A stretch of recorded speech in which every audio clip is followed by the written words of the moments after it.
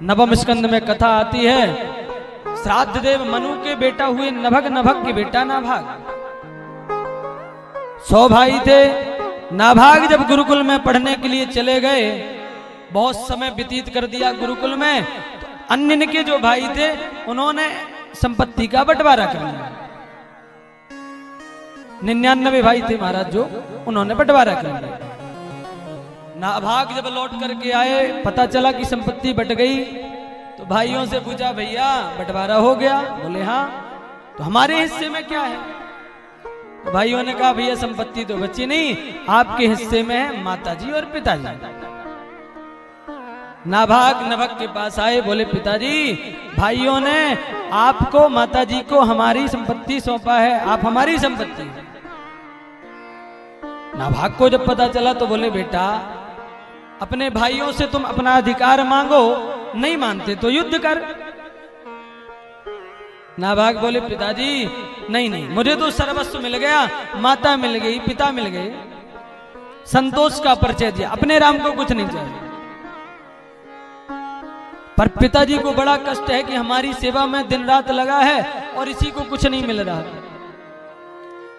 अब कुछ आंगिरस गोत्री ब्राह्मण स्वर्ग की कामना से यज्ञ कर रहे थे, पर षष्ठम दिवस का मंत्र भाग भूल रहे थे।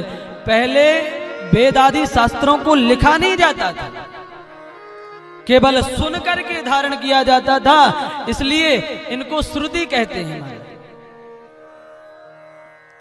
जब मंत्र भाग भूल रहे थे, नभग को पता चला तो बेटे को बुलाया और कहा, जाओ ये मंत्र सुना करके जो रुका हुआ यज्ञ है उसको पूरा करो।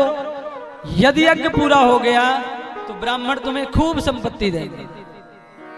नाभाग दौड़े दौड़े आए, जो रुका हुआ यज्ञ था उसको मंत्र सुना करके पूरा कर दिया। ब्राह्मण बड़े प्रसन्न हुए और बोले, महाराज नाभाग, अब ये सारी संपत्ति आप संभालो। नाभाग जब संपत्ति को समेटने लगे तो एक सावला पुरुष प्रकट हो गया। उसने कहा, भैया ये संपत्ति हमारी है, आप कैसे उठा रहे हो? तो नाभाग ने कहा, महाराज जी ब्राह्मण तो हमें दे कर गए हैं, फिर आपकी कैसे भई?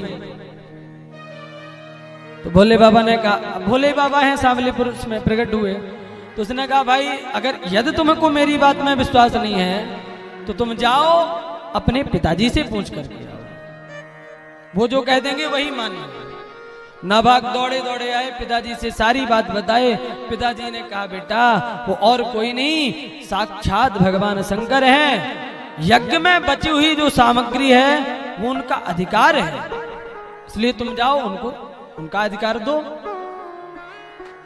नाभाग दौड़े दौड़े आए, बोले, महाराज जी पिताजी ने आपके ही पक्ष में निर्णय सुनाया। भोले बाबा प्रसन्न हो गए, बोले, भाई हम तुम्हारे पिता की न्यायप्रियता से बड़े प्रसन्न हैं, इसलिए अब ये संपत्ति हमें भी नहीं चाहिए, ले जाओ।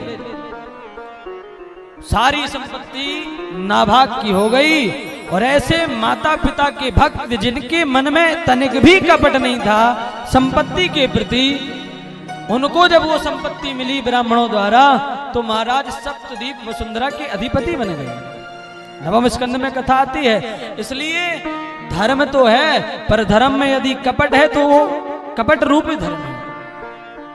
पर व्यास जी कहते हैं, भाई भागवत में तो केवल निष्कपट धर्म का अनुरूप है,